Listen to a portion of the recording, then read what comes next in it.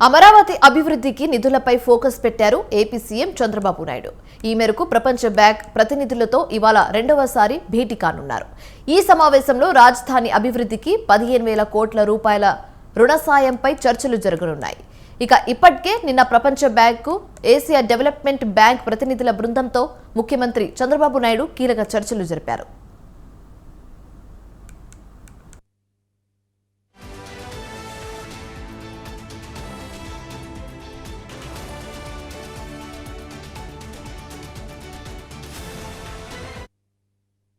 అమరావతి ప్రాజెక్టులో పనుల పురోగతి, క్షేత్రస్థాయి పర్యటనలు, భూ సమీకరణ, మౌలిక సదుపాయాలు, పెట్టుబడుల అంశాలపై చర్చించారు.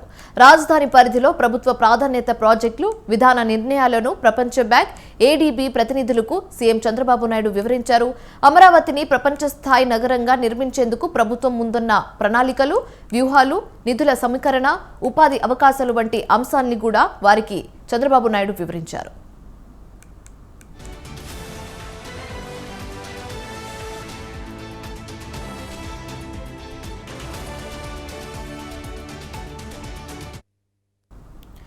ప్రపంచ బ్యాంక్ బృందం 10 రోజుల వ్యవధిలోనే రెండోసారి ఏపీకి వచ్చింది. మొదట 4 సభ్యుల బృందం అమరావతిలో పర్యటించగా, ఈసారి ప్రపంచ బ్యాంక్, ఏడీబీల నుంచి సుమారు 25 మంది ప్రతినిధులు రాష్ట్రానికి వచ్చారు. వారంతా ఈ నెల 27 వరకు అమరావతిలో క్షేత్రస్థాయి పర్యటనలు, అధికారులతో చర్చలు పాల్గొంటారు.